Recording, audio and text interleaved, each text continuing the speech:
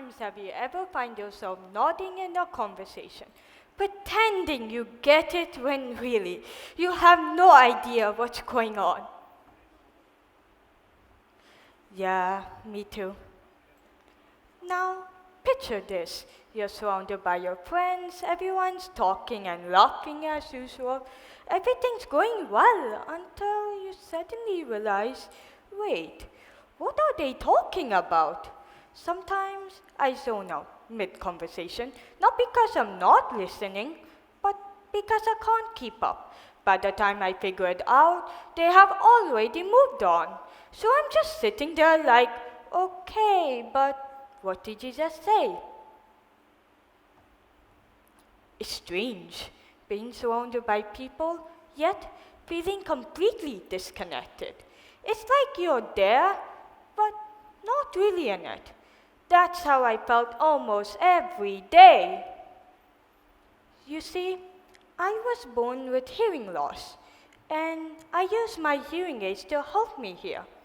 Growing up, I struggled with speaking and understanding, since the words often sounded unclear, which is why I attended a Central Institute for the Deaf in America, where other kids shared similar experiences. Me and my friends didn't talk much, but it didn't matter. We connected to games, gestures, and that unspoken understanding. It was a world where silence feels normal, even safe. But everything changed when I moved to Dubai at age 6 and joined a mainstream school. Suddenly, my silence became louder. I didn't know how to interact, and others didn't know how to include me. I felt anxious. I felt alone. In 5th grade, I transferred to a new school where I found a new group of friends. But even then, I stayed quiet, listening as they chatted. Sometimes, when I didn't catch something, I would smile and nod, pretending I understood. Other times, I would ask them to repeat it, once, twice, or even 6 times. And even though they never seemed to mind, I did. I felt like I was asking them too much. I felt like I was being a burden. I kept wondering, how do I be like them? It wasn't until 8th grade that I began to open up. Bit by bit, I found my confidence and my bonds grew stronger. Now that I'm older, they understand me, and I'm no longer embarrassed. But I still pretend to understand, just to keep things moving.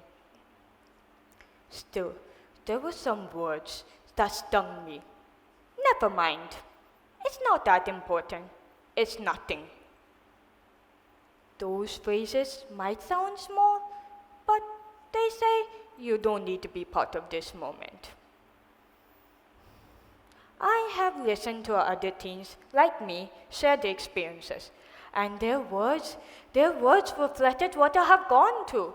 Some of us focus best in silence, like during the class when nobody's talking.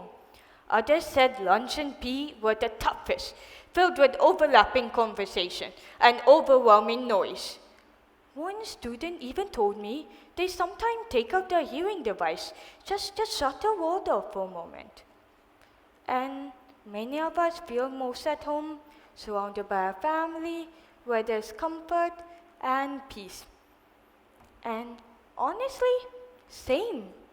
Hearing their stories reminded me of how I felt during primary and middle school. Zoning out, faking it, but deep down, feeling left out. Back then, I saw my hearing devices as something that made me different from others, and I didn't like them. Then I met someone like me, someone who also wore hearing aids. It's very rare to find that in a mainstream school. Seeing her really changed my perspective. And I realized I didn't need to worry about being different. So now I see them as something that helps me connect with people, not just with sound. Looking back, those tiny moments were my liminal hour, a quiet of awareness that changed me. Accepting my hearing needs was a journey full of challenges that I faced with determination.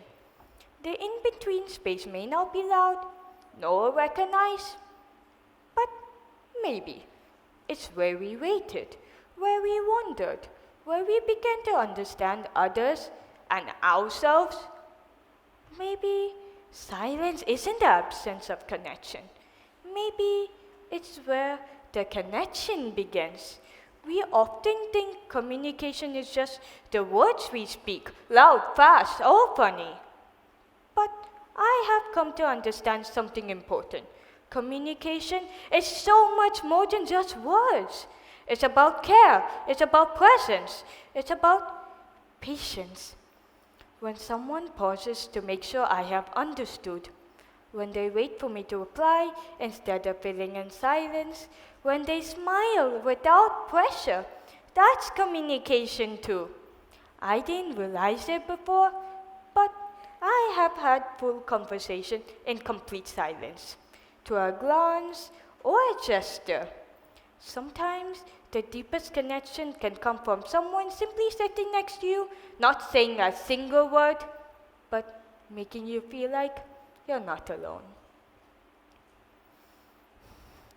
For people like me, and honestly, for everyone, it's not about what you say, but how you say it. Slowing down, repeating without frustration, including others, even if it takes effort. That's what makes us feel seen, heard, and valued.